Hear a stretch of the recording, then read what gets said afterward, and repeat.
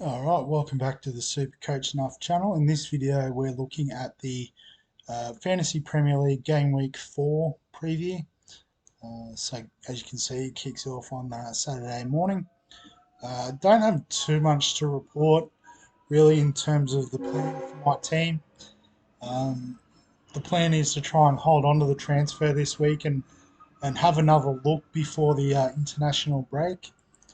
So, for those that are new to FPL, you'll see we've got this weekend's round of fixtures, and then the next weekend, game week 5 doesn't kick off until the 16th of September.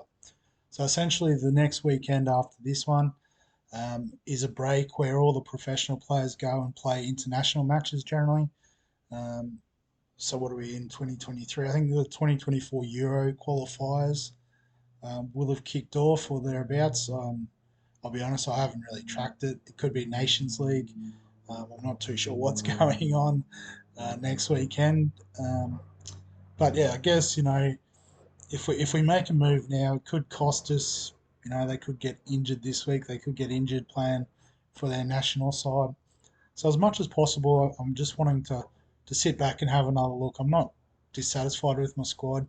Um, but in saying that, if I was going to hit the wild card button, which may actually happen after this game week starts, the international breaks are always a good time where a lot of prices change. A lot of people do play those wild cards and try to, follow the money trends and build some bank.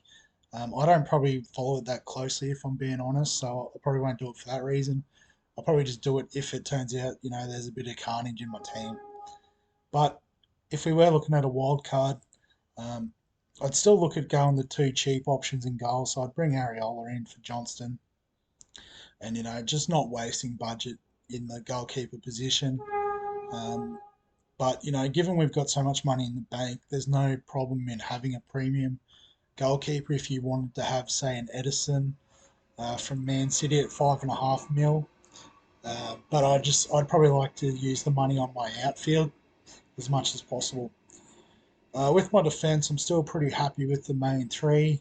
So I'd just be upgrading my cheap defenders and um, happily they're both there as well. So I'd bring in a Dogie. He looks really good for Tottenham. And Gusto's still got a couple of games in him before Reece James returns from his injury. So, having that 4.1 million defender or 4 million defender from a top side that is playing and does have a nice draw, I think is a nice luxury to have. In the midfield, I think the player I'd be looking to get out of is Martinelli. And since I've already got Madison, I think for me the obvious choice would be to go Raheem Sterling. Um, obviously he just had a massive game against Luton. And has already gone up zero point 0.2 mil, I can see. So I might have missed the boat a little bit there. Um, the other option, which might be a bit controversial, but I don't mind, is actually going with Rodri from Man City. So, he's had a few attacking stats this year, and the golden rule is generally you don't play defensive midfielders there. But it looks like he's playing a bit more of the Gundogan role from previous years, which is a bit more box to box, pushing up into the attacking spaces more. They've got Mateo Kovacic there that's sort of playing a bit more of the shielding and screening role in front of the back four.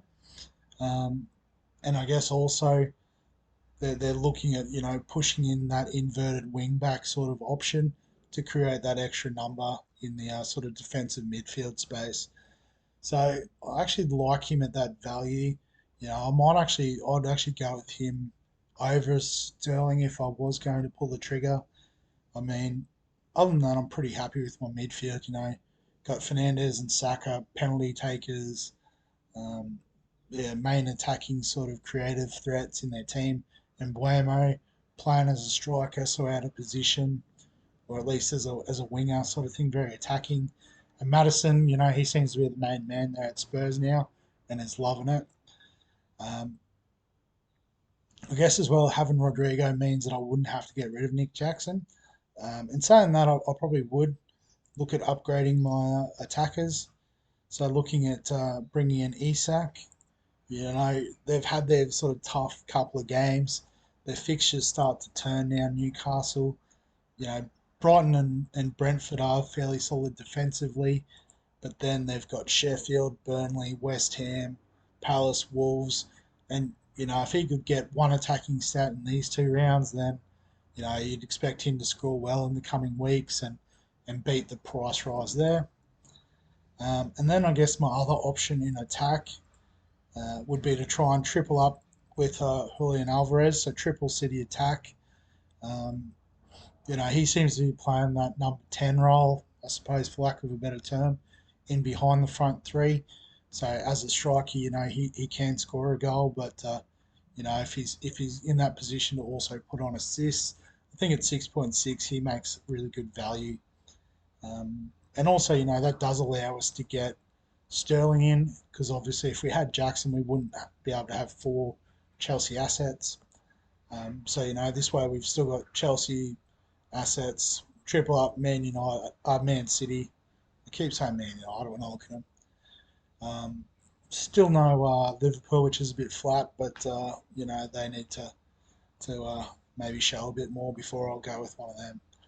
And as you can see, we've still got plenty of money in the bank, so I don't have to go Rodrigo for money's sake, but I just like the pick.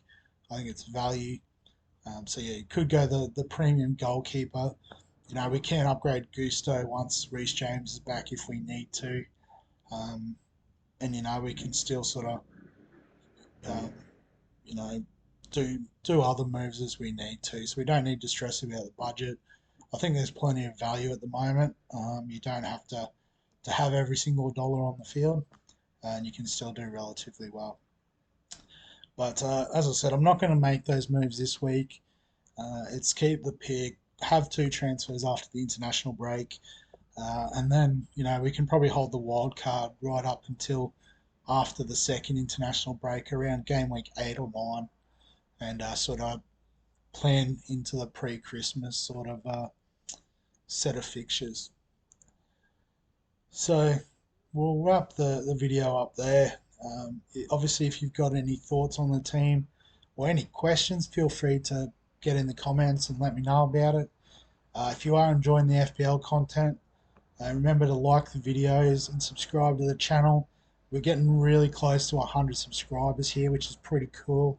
I think I've picked up a few with people that are probably more fans of this and the NFL stuff than necessarily the NRL Supercoach. But yeah, NRL Supercoach is just about done, so this is the stuff you're getting over the summer. But other than that, as always, thanks for watching, and I'll catch you in the next one.